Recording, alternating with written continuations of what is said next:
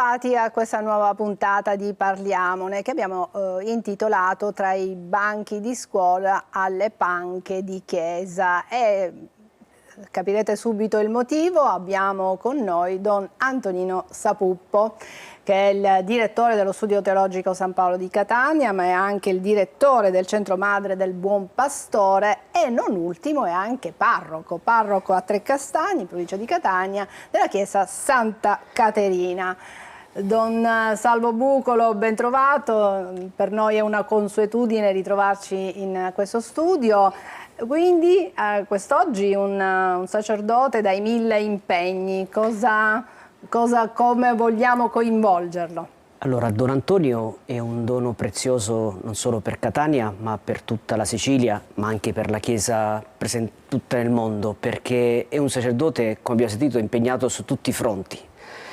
Oggi più che mai la formazione è molto importante, non si può evangelizzare, non si può vivere il proprio ministero sacerdotale nella Chiesa se non c'è una buona formazione. Ecco, lui ha una responsabilità non indifferente, tant'è vero che è direttore della facoltà teologica qui di Catania, a cui fanno riferimento diverse diocesi della parte orientale, oltre all'incarico regionale, ma la cosa bella è che si occupa della formazione ma vive il suo ministero di parroco, perché è chiaro non si può essere formatori se non si vive concretamente l'essere Chiesa o l'essere nella realtà concreta, per cui io credo averlo qui in questa puntata è un dono e ci aiuta a comprendere la complessità ma anche l'interrelazione tra i banchi di scuola e le panche della Chiesa.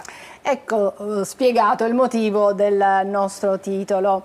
Don Sapuppo, intanto la sua vocazione è arrivata che era all'università, sì. Possiamo dire che era un farmacista mancato, un chimico mancato, perché era iscritto proprio alla facoltà di chimica.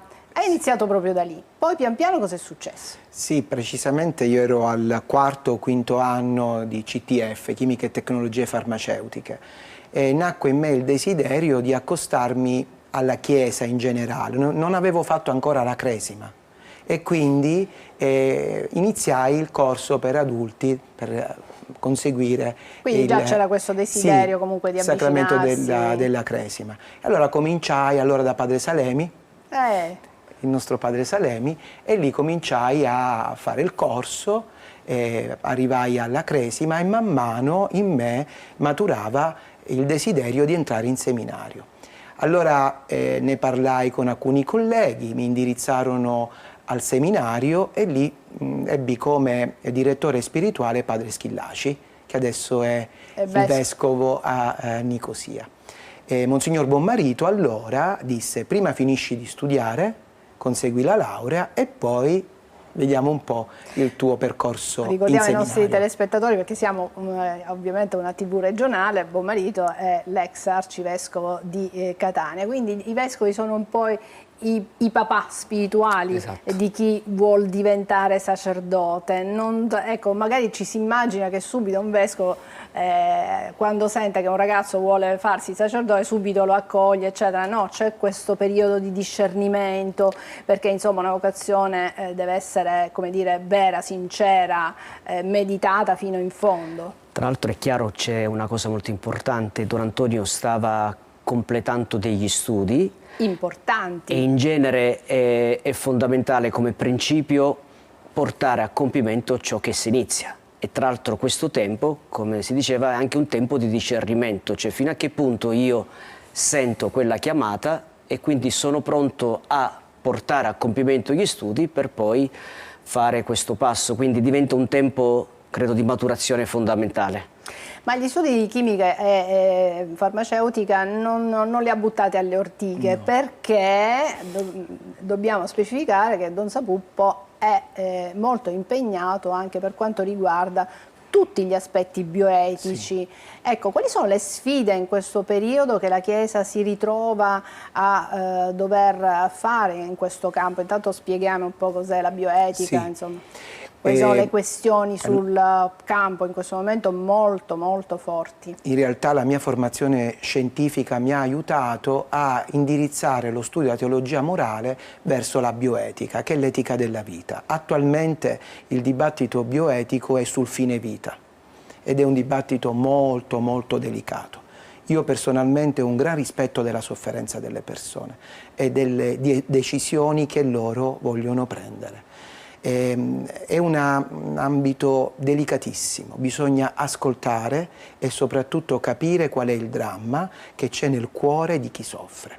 Ed è una sofferenza non solo fisica ma anche spirituale, per cui il mio impegno in ambito bioetico, che è anche una bioetica clinica, per cui io sono anche nei comitati etici, il mio presidente è il professore Giuseppe Ettore al Catania 2, analizziamo... Specifichiamo, praticamente un ospedale, il professore Ettore, sì, quindi in ambito ospedaliero c'è sì, sempre un comitato etico che deve decidere sì, sui protocolli di sperimentazione per i malati che hanno gravissime malattie, ma soprattutto anche per i nuovi farmaci. Noi in particolare è un comitato etico locale, quindi ci occupiamo di alcuni protocolli specifici. Questo mi consente, con gli studi che io ho fatto in chimica farmaceutica, quindi una chimica applicata nel corpo, quindi le malattie, i farmaci, come si sviluppano, come si strutturano nel corpo, la farmacocinetica, la farmacodinamica, tutto questo patrimonio lo sto utilizzando attualmente coniugato con la teologia. Ecco, qual è la posizione della Chiesa? Noi abbiamo avuto, Don Salvo, abbiamo avuto anche come testimonianze dei malati di SLA, che ci dicono la vita è bella, la vita va vissuta fino in fondo, mentre altri invece sostengono che quella non è vita e invocano l'eutanasia. Ecco, la posizione della Chiesa, non tanto per la SLA, ma in generale per tutte le malattie così gravi che comportano delle sofferenze molto forti e una inabilità, insomma. Come no? Qual è la posizione della Chiesa? La posizione della Chiesa è per la vita, senza dubbio, in modo particolare per dei casi in cui siamo al fine vita.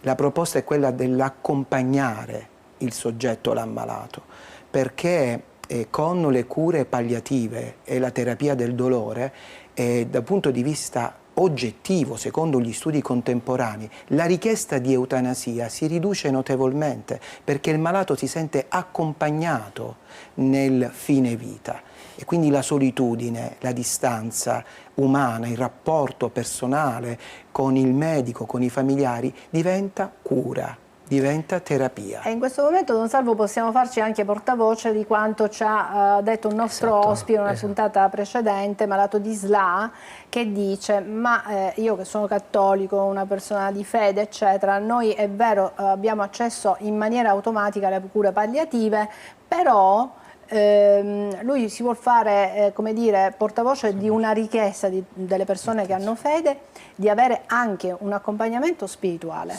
e che non deve essere la famiglia a cercare il sacerdote che possa di tanto in tanto andarli a trovare, insomma, dargli anche il conforto dei sacramenti. È una dimensione importantissima. In questo ci sta pensando la Chiesa, ci saranno probabilmente degli accordi che si devono prendere anche con le ASP, immagino. Sì, anche il ruolo del bioeticista, del teologo, e quindi chi studia teologia, anche i nostri studenti in teologia morale, nello spiegare la bioetica, l'etica pratica, noi indirizziamo e prepariamo una nuova generazione a esercitare questi studi concretamente nel sociale, negli ospedali, all'interno delle famiglie.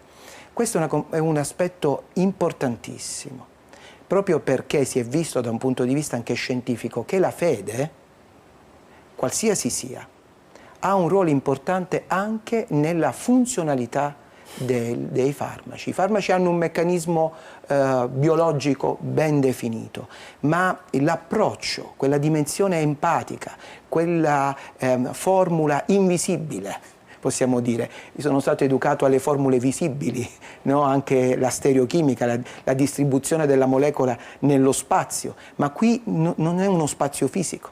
è uno spazio, una relazione che aiuta anche a maturare un approccio con la terapia più sereno, che non è un semplice abbandono, non è semplice fatalismo, è accompagnare la persona verso una dimensione sempre più empatica, accettando la malattia, che non è facile, e nel dialogo paziente-medico e famiglia realizzare quella strategia anche terapeutica la migliore per il paziente. Quello che dice Don Sapuppo in realtà è confermato anche da degli studi che sono stati effettuati in America molti anni fa, che la preghiera effettivamente come dire, contribuisce all'efficacia dei farmaci.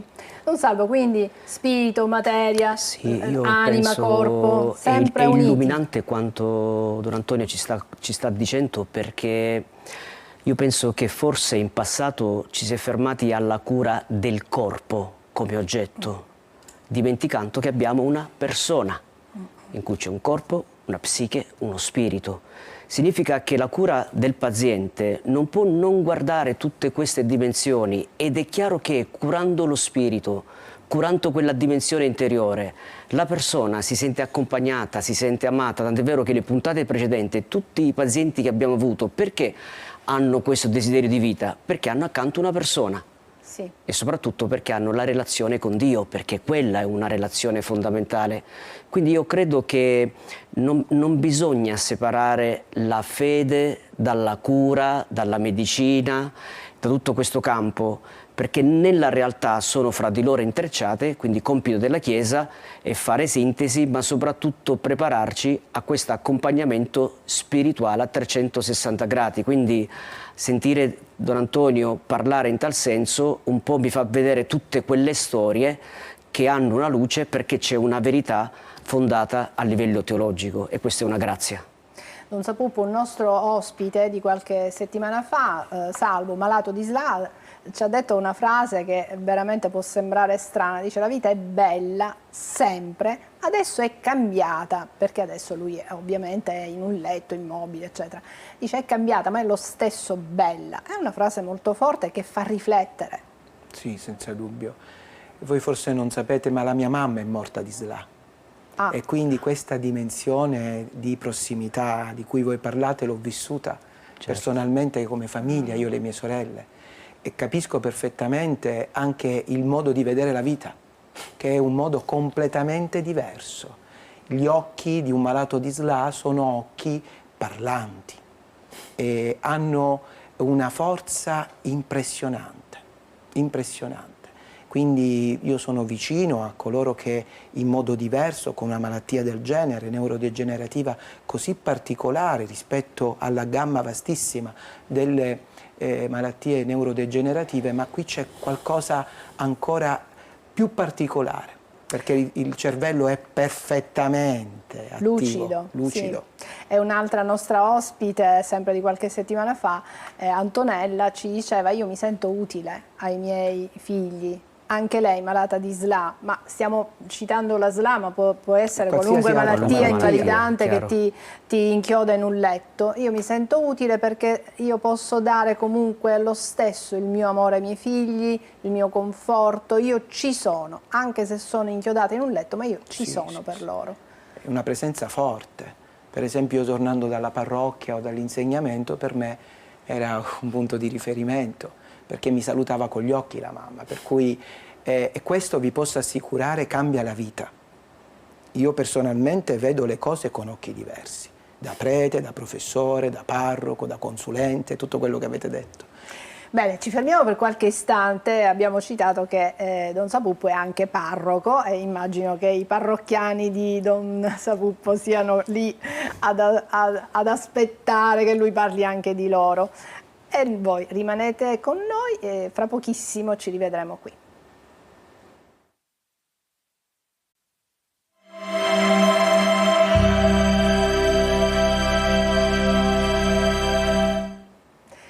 Tra i banchi di scuola e le panche di chiesa, e questo è il titolo della nostra trasmissione, perché stiamo dialogando assieme a Don Salvo Bucolo con Don Sapuppo, che è anche un formatore e si occupa della formazione dei futuri sacerdoti. Ecco, quanto è importante, intanto le vocazioni sono... lo sappiamo, sono poche, eccetera, però io ritengo che un sacerdote di qualità, che sappia veramente essere vicino alle persone, comprenderle, è fondamentale. Non ha importanza la quantità dei sacerdoti quanto la loro qualità, la loro formazione, il fatto che non dicano, il termine forse è un po' brutto, che sappiano dare anche durante un'omelia quell'input, quel messaggio che faccia riflettere le persone. Sì, è proprio così. In realtà io ho 54 seminaristi che studiano lo studio teologico, perché ci sono 7 diocesi che fanno riferimento al San Paolo. Ed è un compito importante. Il biennio filosofico e il triennio teologico tende a dare una formazione teologica ma anche umana, perché la teologia ti apre non solo a Dio ma ti apre a te stesso, come dice il Concilio Vaticano II. E noi ci ritroviamo a stare giornalmente con i nostri ragazzi, che non sono solamente seminaristi ma sono anche laici, che vogliono studiare la teologia di qualsiasi età. E questa ricchezza ha una profondità commovente, secondo me, perché sapere che le cose che insegniamo, i contenuti, possano essere utili un giorno. C'è una foto, non so a cosa si riferisca. Noi siamo a Pompei durante il pellegrinaggio. Seminaristi? Questi sono un gruppo di seminaristi, come no? Certo. Ecco. Sì, ecco, un tempo si entrava in seminario da ragazzini, adesso non è più così. Adesso si entra in seminario da persone più grandi, quindi con una maturità diversa. Ecco, quali sono le aspettative, la personalità dei seminaristi di adesso rispetto a quelli di una volta? Allora, intanto sono ragazzi che vengono dal mondo, hanno un'esperienza anche universitaria, abbiamo seminaristi laureati, e quindi c'è questo desiderio che Dio mette nel cuore e vogliono trovare anche una risposta culturale all'interno dello studio teologico. Cerchiamo di farlo attraverso una ratio studiorum, che è quella istituita dal Dicastero, ma poi c'è un approccio diretto nel rapporto tra il docente e lo studente, quindi è una ricchezza, e non solo fra i docenti sacerdoti, ma anche fra i docenti laici. E la collaborazione e la gestione anche del sapere all'interno di questa finalità che è la formazione culturale diventa una bella mission per noi. È un aspetto non indifferente. E poi si diventa sacerdoti, giovani sacerdoti. Ecco, quali sono le sfide di questi giovani sacerdoti, quali sono le difficoltà? Lo chiedo a entrambi. Sì, le difficoltà sono quelle del mondo, sono l'indifferenza religiosa, l'incredulità, la superbia, l'arroganza, l'aspetto ludico della violenza. Non dimentichiamo che noi oggi siamo davanti ad una forma comunicativa particolarmente violenta. Ecco perché i nostri ragazzi studiano sociologia, psicologia, studiano filosofia dall'inizio. Quindi rispetto a una volta i sacerdoti sono, come dire, hanno una base culturale diversa? I giovani sacerdoti, intendo, rispetto a quelli di una volta che magari si concentravano di più sulla teologia, sullo studio della Bibbia? È cambiato tanto. Intanto la testa dei nostri ragazzi, l'ambiente culturale, sociale, e noi dobbiamo essere pronti anche da un punto di vista culturale, di formazione di base, formazione permanente, a dare risposte a quei dubbi e anche a quelle crisi che la società mette in evidenza. Ed è particolarmente affascinante questo tipo di approccio, ma deve essere anche puntuale, deve essere fruttuoso. Le domande dei nostri ragazzi sono domande serie. Io insegno bioetica, quindi immaginate ciò che esce, etica familiare, etica sessuale, sono argomenti importanti. Noi dobbiamo dare una formazione che sia legata al magistero, ma il magistero è applicato al mondo, e quindi capire l'aspetto l'humus culturale odierno, contemporaneo. Io insegnando bioetica non parlo solo del magistero, quello deve essere conosciuto, ma dobbiamo capire anche quello che dice il mondo, le parole del mondo. Certo. Certo. Allora, mi viene da fare una riflessione, e più che una riflessione vi rivolgo una cosa che è un po' provocatoria. Molte persone si lamentano che voi sacerdoti, e poi è vero, siete troppo impegnati per parlare con le persone, per stare accanto alle persone. Don Salvo, abbiamo qui Don Sapuppo e stiamo capendo quante cariche anche importanti ha. Allora, magari faccio la domanda prima a Don Sapuppo, però poi la rivolgo anche a te. I suoi parrocchiani, ecco, si lamentano del fatto che lei non è tanto presente, che è sempre impegnato. Lei in che modo può dedicare a un sacerdote come Don Sapuppo, che abbiamo capito quante responsabilità ha? In realtà io in parrocchia... Come fare il parroco? A Santa Benissimo, bellissima, è l'esperienza più bella che possa fare in questo momento, insieme all'insegnamento e alla formazione permanente regionale. Io credo che è una questione di organizzazione. Io personalmente vado in parrocchia il venerdì pomeriggio, il sabato e la domenica, e i miei parrocchiani sanno che il venerdì pomeriggio, il sabato e la domenica sono lì. È tutto per loro. Io sono tutto per loro. Ecco. E questo serve a me, perché finisco di fare il preside e mi indirizzo verso il rapporto con... Nella vita ci vuole una certa ordine, no? Sì, e lo faccio, non è chiudere e aprire un file, ma è una continuità, perché proprio il rapporto con la gente, con i miei parrocchiani, con i bambini, con gli anziani, con gli ammalati, mi permette di fare meglio il professore. E questo rapporto è faticoso, perché tante volte arrivo il sabato e la domenica molto stanco, però per me in questo momento è molto arricchente. Quindi i miei parrocchiani sanno che il sabato e la domenica, a partire dal venerdì pomeriggio con la messa, l'adorazione, da me si fa tutto. Tutto quello che si fa nella parrocchia da me si fa. Infatti i miei parrocchiani lo sanno. E lo sanno, c'è anche la pagina Facebook, tutto. Noi siamo nel mondo, anche come parrocchia. Questo è veramente arricchente. Ho dei validissimi collaboratori, le catechiste, i catechisti. Quindi questo è importante, sì, anche il ruolo dei laici, certo, che devono essere senza protagonismi particolari, però assistere, insomma, aiutare un sacerdote. Don Bucolo.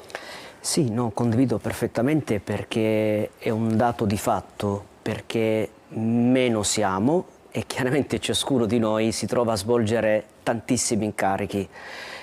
Per una questione di ordine e quindi non di quantità ma di qualità del tempo, perché un sacerdote potrebbe essere H24 a fare solo il parroco, quindi stare in parrocchia, ma non è detto che è prossimo alla gente, non è affatto scontato.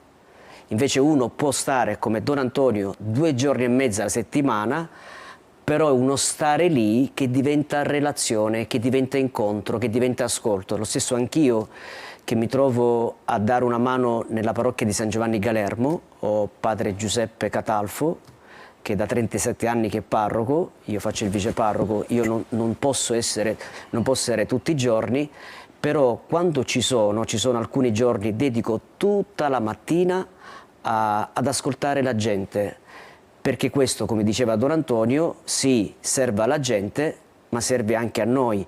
E un incarico, mi piace anche sottolineare, che Don Antonio ha, è quello della cura del giovane clero, dei giovani presbiteri. E dinanzi a quella domanda che si poneva alla questione, io credo che di fatto un giovane prete si trova in un mondo sempre più scristianizzato. Io sono prete da 26 anni e mi accorgo che 26 anni fa, da giovane prete, avevo uno scenario mondiale che è diverso da oggi. Ma oltre questo c'è anche un dato di fatto: è normale che un prete, un uomo di Dio, un uomo della Chiesa non è uno diverso dal mondo, per cui mi porto la realtà del mondo così come sono, con le fragilità, col mio modo di pensare, col fatto che un giovane prete è normale che si trova a utilizzare i social, mentre io, faccio un esempio, ho utilizzato il social dopo tanto tempo, lui si trova, quindi è normale che la Chiesa non è una realtà diversa dal mondo, sono uomini, donne, persone di questo mondo che seguono Gesù Cristo e che cercano di portare la loro parola. Per cui io penso che è vero, il mondo è scristianizzato, ma io questo l'avete una grazia. Il fatto che ti trovi a fare un riannuncio del Vangelo, non prendere nulla per scontato, non prendere per scontato che tutti conoscono Gesù Cristo e quindi annunciare in modo diverso e se volete anche in modo più incarnato, più concreto. Ecco per cui parlava di magistero e di realtà del mondo. È vero che la Chiesa ha una sua dottrina che io come sacerdote sono chiamata ad ascoltare, ma quel magistero si deve poi incarnare, declinare nella realtà concreta. Per cui è vero che c'è questa complessità, ma io la vivo come una grazia, perché nella complessità si sperimenta la potenza e la forza del Vangelo. E poi non ci sono dubbi, è la testimonianza quella che poi veramente fa la differenza. Potete avere tantissimi impegni, ma un sacerdote che è persona di preghiera, oltre che una persona di cultura, sicuramente è più amato, io immagino così, da chi frequenta una chiesa, perché altrimenti si ha la sensazione di confrontarsi con una persona illuminata, colta, intelligente, ma se non c'è quell'empatia, se il sacerdote non riesce anche a testimoniare che è una persona di fede, ma anche di preghiera, non dimentichiamolo, io immagino che quella sia la differenza. Perché le persone parlano sempre di Padre Pio? Perché stava sempre nel confessionale, perché faceva tante messe, perché pregava. Ecco, ancora questo attaccamento a questo tipo di sacerdote io penso che c'è, soprattutto ovviamente fra le persone più anziane, quelle che magari da una vita vanno in chiesa e hanno questi ricordi, diciamo, di sacerdoti anziani che stavano lì al confessionale. Ecco, la Chiesa cambia, cambiano i modi, però certe coordinate, diciamo, ci sono sempre. Sì, proprio così. Io credo che la gente sia attenta a come facciamo i preti. Esatto. Io non ho mai creduto ad una forma di superficialità pastorale. Credo che le nostre fatiche abbiano un frutto. Non ho mai avuto da parroco il dubbio che tutto ciò che dico ai miei parrocchiani sia inutile. Qualcosa rimane e sono convinto che quello che diamo ognuno nelle nostre parrocchie in quel momento o anche dopo possa avere dei frutti. Per me, che tutta la settimana sono qui allo studio teologico e poi salgo a Trecastagni a fine settimana, questa particolare dinamica pastorale la vivo in pienezza. Grazie Don Sapuppo. Don Salvo, per chiudere. Una parola che spesso Papa Francesco utilizza, ma in genere la Chiesa, è l'ascolto. Io penso anche che un dono che un sacerdote potrebbe dare alla gente, ma anche una buona testimonianza, è quella di ascoltare la gente, perché oggi la gente non si sente ascoltata. Avere una persona che veramente ti ascolta, che veramente vive quella vicinanza, quella prossimità, quella compassione, anche se non gli risolvo il problema, perché poi alla fine chi sono io per risolvere il problema della gente? Però l'ho ascoltato, sono stato accanto, mi sono fatto prossimo, ho cercato anche di guardarla nel volto, di far sentire la mia vicinanza. Quello è il più grande dono che un prete, ma anche la Chiesa, può fare. Quindi ecco perché Padre Pio è intramontabile, perché lui stava ad ascoltare la gente e poi chiaramente dava i suoi consigli spirituali. Grazie Don Salvo Bucolo, grazie al nostro ospite Don Sapuppo. Come dire, in bocca al lupo per il suo ministero, per i suoi tanti impegni in diocesi, ma abbiamo capito anche in altre diocesi. Grazie alla regia, ma grazie soprattutto a voi che ci avete seguito fin qui. Alla prossima.